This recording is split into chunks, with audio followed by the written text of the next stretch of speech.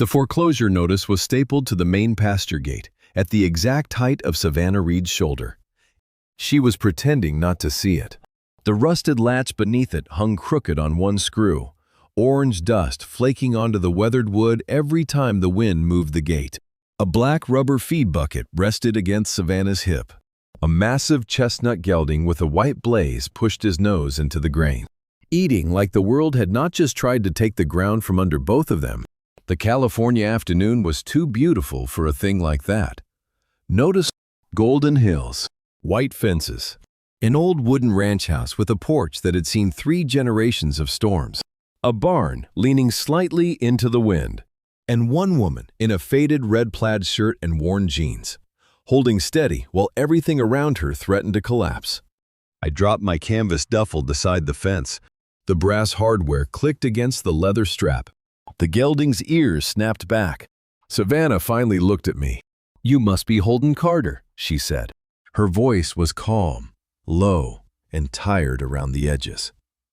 "That depends," I said. "If you're about to ask whether I'm the bank's transport contractor, yes. If you're about to throw that bucket at me, I'd rather remain unidentified." The gelding lifted his head. Savannah did not smile. "The bank said you were coming to evaluate the herd before liquidation. That is what they hired me to do." Her fingers tightened around the bucket handle. The plastic creaked once. "I know how to care for my horses." "Mr. Carter." "I can see that." "Then don't stand there looking at the notice like it explains me." That stopped me. "Good." She had teeth left. I rested my forearms on the fence and kept my hands visible. Horses taught a man more about manners than people ever did. "I'm looking at the latch," I said. Her eyes flicked down despite herself. "It sticks," she said. "It's about 2 storms away from taking skin off someone's hand." I was going to fix it. "I believe you." The gelding shifted. His left shoulder dipped, then corrected. I watched him place weight, lift, resist, compensate. "He's favoring the right shoulder," I said. "But the issue starts on the left lead. He's protecting something from an old strain." Savannah's expression changed by 1 inch. "Not trust. Attention." "You saw that from there?" I saw enough to ask for his vet file. She set the bucket down inside the rail. "He doesn't like strangers. Most honest creatures don't." A delivery truck rattled down the distant gravel road. Its tire hit a pothole with a sharp crack. The gelding exploded sideways. Savannah reached for the bucket. Wrong direction. He lunged blind toward the fence, 1,000 pounds of panic heading for the narrow space where she stood. I vaulted the rail before thought caught up. I did not shout. I did not wave my arms. I stepped between Savannah and the horse, drove my boots into the dirt, lifted one hand, and gave one sharp, low burst of sound from my chest. Tch. The gelding slammed to a halt so close I felt the heat of him through my shirt. His eyes rolled white. His breath hit my forearm. I placed my palm flat against his chest, not pushing, not fighting, just giving him a wall that breathed slower than he did. "Easy," I murmured. "You're on solid ground." His front legs trembled. Behind me, Savannah did not move. For 3 minutes, nobody won. That was how horses calmed, not by losing, by realizing they did not have to run. The gelding finally lowered his head and blew out a long, shaking breath. I stepped back. Only then did I turn. Savannah was pressed against the rail, one hand gripping the wood, eyes fixed on my arm like she expected it to be broken. "You all right?" I asked. She swallowed. "I had him." "I know." Her eyes sharpened. I picked up the black bucket and hooked it over the fence post. But panic doesn't care how capable you are. I said, no shame in sharing the weight for 30 seconds. She looked away first. That told me more than an answer would have. The bank's file had been thin but cruel. Savannah Reed, 38, third-generation owner of Reed Family Farm. Primary mortgage in arrears after a secondary acreage lease clause triggered default. 30 days to satisfy $80,000 or lose the house, land, and livestock. The bank wanted the horses prepared for auction. Oak Creek Development had already bought the notes on 3 neighboring ranches that year. Every time, the pattern was the same. Acquire debt, accelerate movable assets, make the owner surrender before anyone could organize a defense. Savannah knew the pattern. So did I. That was why I had taken the contract. Not to haul her horses away, to see if there was still time to keep them here. She crossed her arms. If you're here to inventory my animals, start tomorrow. They've been fed. I'm not here only to inventory them. The bank says otherwise. The bank says a lot of things when it thinks nobody reads the small print. Her chin lifted. What does that mean? It means they paid me for 30 days of transport preparation. It does not say I am forbidden from training, documenting, valuing, or privately marketing the herd before transport. Savannah stared at me. The gelding nudged the bucket, knocking it once against the fence. The rusted latch rattled like it was laughing at both of us. You're saying the horses are worth more if they're worked. I'm saying right now, at a blind auction, the bank will get a low number and you'll still lose the farm. But if we get clean vet records, training videos, an independent appraisal, and private buyers, those animals become leverage. We? I met her eyes. You would approve every step, your property, your signatures. No animal leaves without your written consent. Her mouth tightened. She had been lied to before. I could see it in the way she studied every useful sentence for a hook hidden underneath. Why? She asked. Because good horses deserve better than panic pricing. That's not the whole answer. No. The wind moved through the pasture grass. I looked at the ranch house, the barn, the hills beyond the fence. I own a training facility in Montana, I said. I've spent years building clean bloodlines, good ground manners, and buyers who don't think a living animal is a line item. Places like this are disappearing because people with spreadsheets figured out how to make exhaustion look like default. Savannah's fingers moved to her right knuckle. Her thumb rubbed once. A small, hard circle. Places like this eat people alive, she said. I know. No, Mr. Carter, you know horses. You don't know this farm. Then teach me. That surprised her. For a moment, the defense slipped, and I saw the woman beneath it, bone-tired, proud, still standing because no one else had the right to fall for her. Then the wall came back. I have rules. Good. I don't need rescuing. Understood. You do not make decisions without me. I won't. You don't talk to buyers without copying me. Done. You don't sell an animal without my signature. Never. And you sleep in the bunkhouse, not the main house. I nodded. Yes, boss. That earned me almost half a smile. Almost. The next morning, I woke before the sun and found the ranch already talking. A loose hinge squealed on stall 4. A water line clicked in the wash bay. A feed bin lid banged softly in the wind. The main pasture gate resisted like an old man refusing medicine. I made coffee in the bunkhouse, found a grease gun in the tack room, and started with the things that complained the loudest. By 6, the stall hinges were silent. By 6:30, the wash bay leak stopped ticking. By 7, I was kneeling by the main gate, filing rust off the latch while pale light rolled over the hills. The latch gave one rough scrape, then another, then, finally, a clean metallic click. That gate has hated everyone for 12 years. I looked over my shoulder. Savannah stood near the porch steps, holding 2 mugs. Her cardigan was buttoned wrong. The top button lost in the second hole. The second in the third. Her hair was tied back, but one strand kept blowing into her mouth. She looked like she had been awake since 3. She probably had. Morning, I said. She walked over slowly and handed me 1 mug. Black coffee. Strong enough to qualify as structural support. I didn't ask you to fix the latch.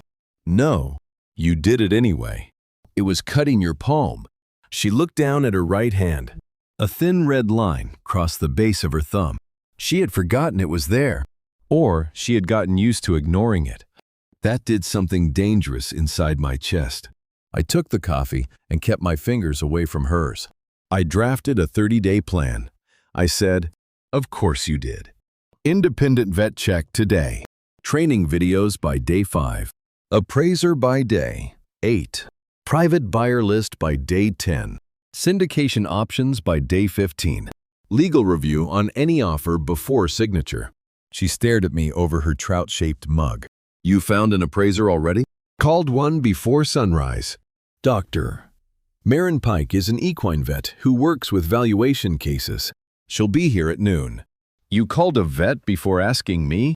"I called to ask availability. I did not book her until you approved." Savannah looked at the gate latch, then at the coffee, then at me. "You're careful. I've learned that rushed men cost women money." Her eyes held mine a second too long. Then she looked toward the barn. "Fine. Book her." The first 10 days were dirt, sweat, and paperwork. The chestnut gelding's name was Atlas, which fit him in the most literal and unfair way possible. He carried too much tension through his shoulders, too much memory in his body. He was not dangerous. He was overburdened. Savannah watched the first session from the rail. She did not interrupt. That was her trust offering. Small, but costly. I worked Atlas in the round pen until he stopped bracing against invisible pressure. I did not force the left lead. I asked, waited, released, asked again. When he finally took it clean for 3 strides, Savannah's fingers tightened around the fence. Not from fear, hope. Doctor, Marin Pike arrived in a mud-splashed truck with a silver thermos and the kind of eyes that missed nothing. She examined Atlas, checked the yearlings, reviewed vaccination schedules, and stood beside Savannah at the wash rack with her clipboard. "You've kept them healthier than most funded operations, I see," Marin said. Savannah blinked. Praise seemed to hit her harder than criticism. Marin looked at me next. "Your training plan is conservative." "Good conservative?" "Useful conservative. Buyers like sound horses more than heroic videos." Savannah's mouth twitched. That became the first outside validation, not of me, of the plan. By day 6, we had clean footage of 3 yearlings moving under saddle, Atlas taking both leads without fighting, and 2 mares standing through tarp work, flag work, and trailer loading. By day 8, the independent appraiser arrived, a retired judge named Warren Pike, who wore a bolo tie and treated every horse like testimony. "No sentimental numbers," he said, setting his leather case on Savannah's kitchen table. "I value what the market will support. That is all I want," Savannah said. It was not, but she said it clean. I respected her for that. Warren reviewed vet records, training clips, registration papers, confirmation photos, feed costs, and buyer history. At sunset, he handed Savannah a stamped appraisal packet. "This herd is undervalued by the bank's preliminary report by at least 40%, he said. Savannah sat very still. Her thumb moved to her knuckle. This time, she stopped herself. Warren looked at me. "Your videos helped. No music, no tricks, just clean movement and handling. I wish more trainers understood that honesty sells better than drama." I nodded. Savannah looked down at the packet like it might vanish if she breathed too hard. That night, I came back to the bunkhouse after working late and found a plate under foil on the small stove.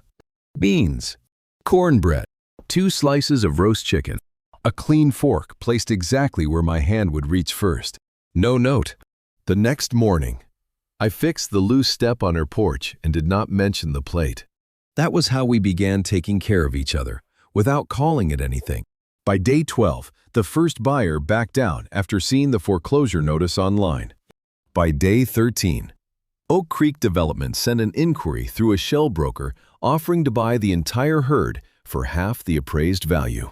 By day 14, Savannah stood in the barn aisle holding the email, face pale, jaw locked. "They're circling. Yes, they don't want the horses. No, they want you without options." She folded the paper once, then twice.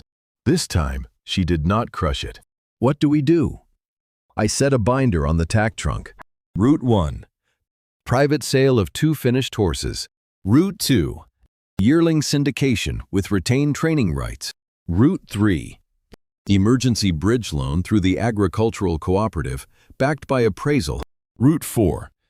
Direct payoff if a buyer clears fast enough. She looked at the binder. You built 4 exits. I like doors. Her voice softened. You build them before people know they need them. I did not know how to answer that. So I picked up a hoof pick and went back to work. On day 18, a black SUV came down the gravel drive. Savannah was at the main pasture gate, one hand on the now smooth latch, when she saw it. Her thumb went to her knuckle. The man who stepped out wore a tailored gray suit and shoes that did not belong on ranch dirt. He carried a folder too thick to contain mercy. Miss Reed, he called. Graham Voss. Oak Creek Development. I walked out of the barn, wiping saddle oil from my hands. Voss looked at me once and dismissed me as labor. Good. Let him. Savannah stood tall. You could have called. I prefer clarity in person. He held out the folder. Oak Creek purchased your debt portfolio yesterday morning. We are now the primary lien holder. Savannah did not take the folder. I watched Voss notice that. His smile sharpened. Under Section 9 of the original Agricultural Asset Agreement, transfer of lien holder triggers an acceleration review. Movable assets must be liquidated within 72 hours unless full payoff is received. Savannah took the folder. Then, her fingers did not shake until she opened it. You moved the date. The original bank offered 30 days. Oak Creek has a different risk policy. You mean you have a development schedule? His smile did not change. Friday at noon. Miss Reed, empty the stalls or sign surrender of deed. Your choice. The SUV left dust hanging in the air. Savannah stood in it, reading the same sentence twice. Then a third time. For 1 second, she looked smaller than the land around her. I hated Voss for that. But anger was not a plan. I stepped beside her, close enough to block the wind. Savannah. I lost. No. 72 hours. Holden. We have buyers interested, not closed. The cooperative needs 10 business days. Oak Creek knows exactly what they're doing. Yes. She looked up. The anger came back through the fear. Don't say yes like that helps. It helps if we stop arguing with the trap and start attacking the hinge. What hinge? The acceleration review depends on asset risk. We prove the animals are worth more under retained possession and training than immediate liquidation. Then we pair it with a payoff. With what money?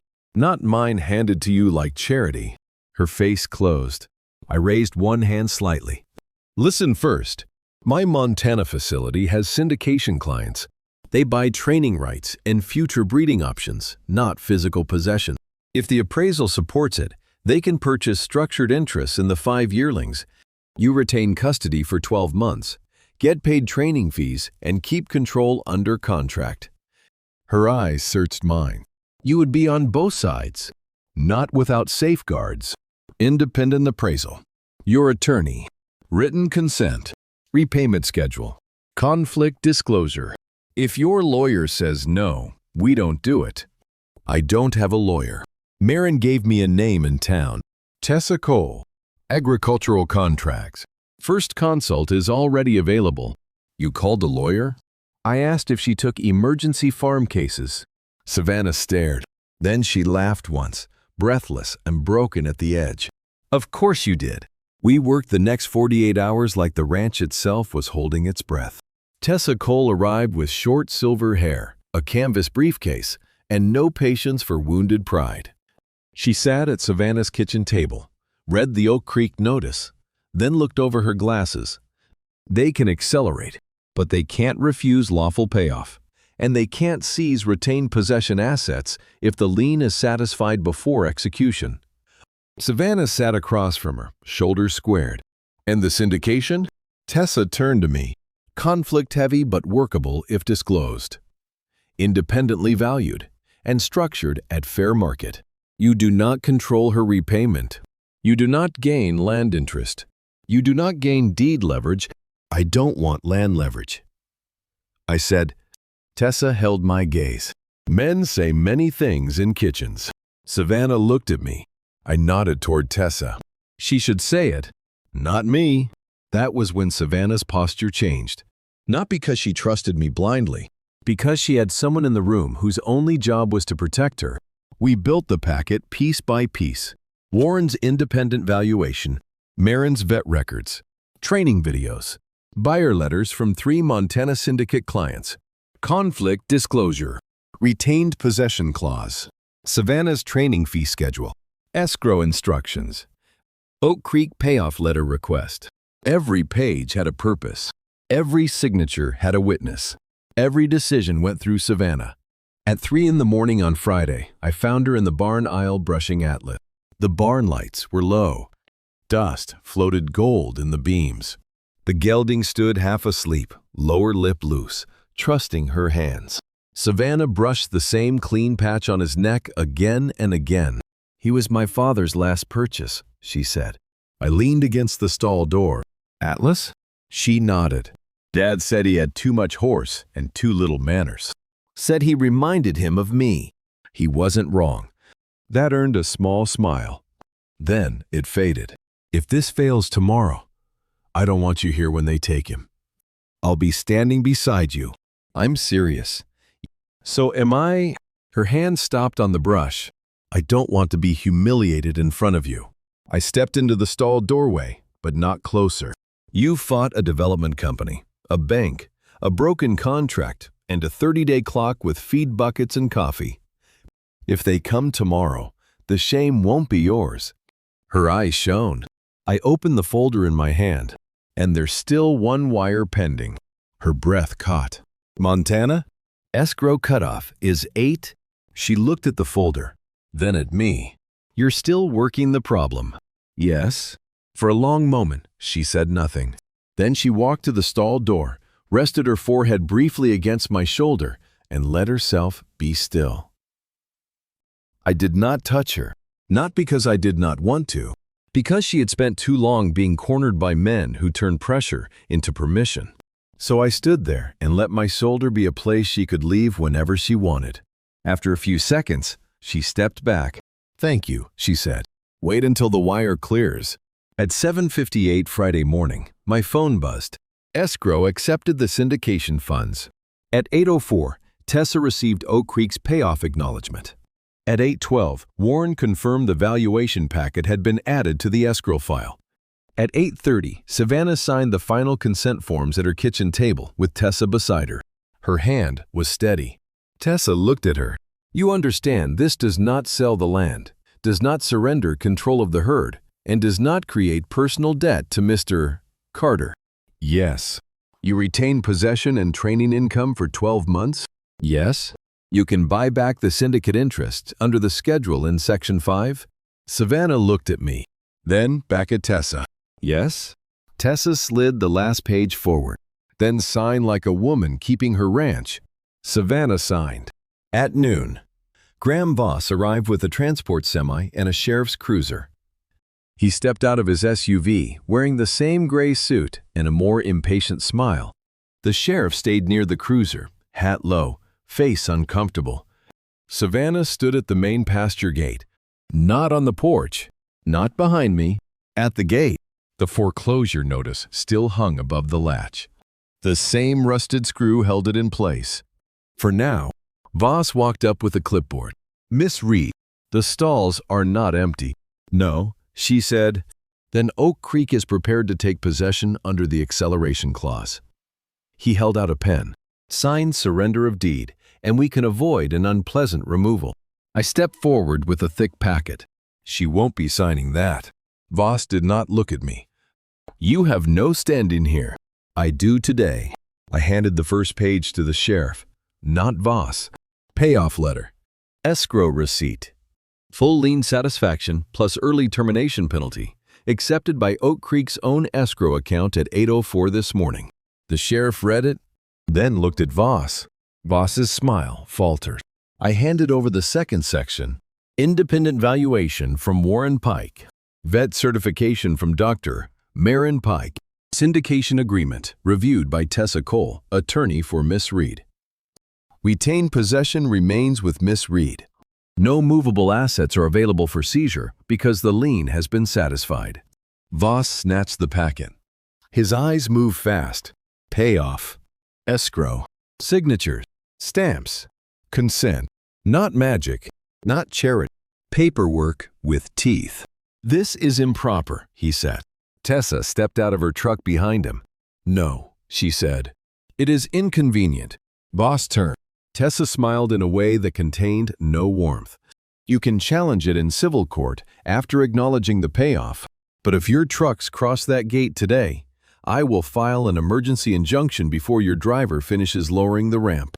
The sheriff cleared his throat. Mr. Voss, if the debt is satisfied, I don't have grounds to assist removal. Voss looked at Savannah then. Really looked like he had finally realized the woman at the gate was not an obstacle. She was the owner.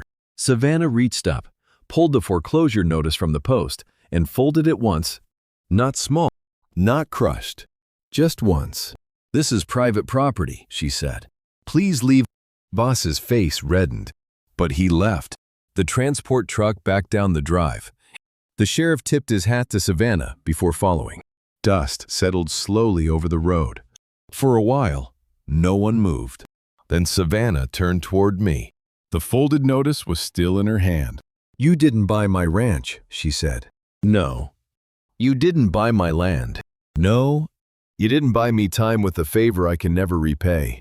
No. I said, you sold structured interest in valuable animals at independent valuation, retained possession, created training income, and paid off a predatory lien. Her mouth trembled.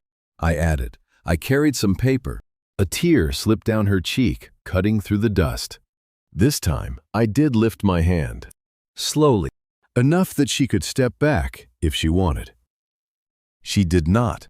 I brushed the tear from her cheek with my thumb. She closed her eyes for one breath, then opened them. I looked past her at the wide fields, the old barn, the house, the repaired gate, the horses grazing, like the world had not just changed. This ranch is too big for one person to run, I said softly. Savannah stepped closer. No panic, no debt, no bargain, just choice. Then stay, she whispered. Take care of the ranch with me. And let me take care of you too. The words settled between us, cleaner than any legal document. I smiled then, because I could. Yes, boss. 6 months later. California autumn had turned the hills gold. The main pasture gate no longer had the old rusted latch. Savannah and I had replaced it together on a Sunday afternoon that started with a toolbox and ended with her laughing at me because I dropped 2 screws into the dust and blamed gravity for poor cooperation. Now, the new steel latch opened with one clean press of the thumb. No lifting, no kicking, no rust. I carried a leather halter from the barn while Atlas grazed near the fence, calm and heavy-eyed in the late light. A young couple from Los Angeles stood beside Savannah, watching a yearling move across the round pen. Savannah wore her faded red plaid shirt under a work vest, sleeves rolled, hair loose from the wind. There was no foreclosure notice behind her, no white-knuckled grip on a bucket, no pretending not to see disaster. She saw me approach and held out her hand. Not hidden, not hesitant. This is Holden Carter, she told the buyers. My partner. I took her hand. Her grip was strong, steady, and completely anchored. The young couple asked about the yearling's training schedule. Savannah answered first. I added details only when she looked at me. That was how the ranch worked now. Her land, our labor, shared decisions. After the buyers left, we stood by the gate while the sun lowered behind the hills. Savannah pressed the new latch open and let it swing. Smooth, she said. Reliable. Better than the old one. Most things are, after they're repaired properly. She looked at me. The wind moved through the fence rails. Then she slipped a small brass key into my palm. Not a house key. A gate key. The key to the main pasture lock. I know you already live here, she said, but I wanted to give you something that says you're not just staying because things broke. I closed my hand around it. For years, I had fixed broken horses, broken fences, broken schedules, and broken trust from a safe distance. I knew how to calm panic without asking for anything in return. But Savannah was not asking me to rescue her. She was asking me to belong. Atlas lifted his head and blew softly through his nose. The new latch clicked shut in the evening air. Clean, steady, home. The end. Closing thoughts. Core lesson. Real love does not erase someone's strength by rescuing them. It stands beside that strength, brings practical help, and builds a future where both people carry the weight together. Green flag. Healthy love respects boundaries, protects choice, and never turns help into ownership. It creates safety through honesty, patience, and actions that let both people remain free. Like plus subscribe. Please like and subscribe so we can share more stories like this.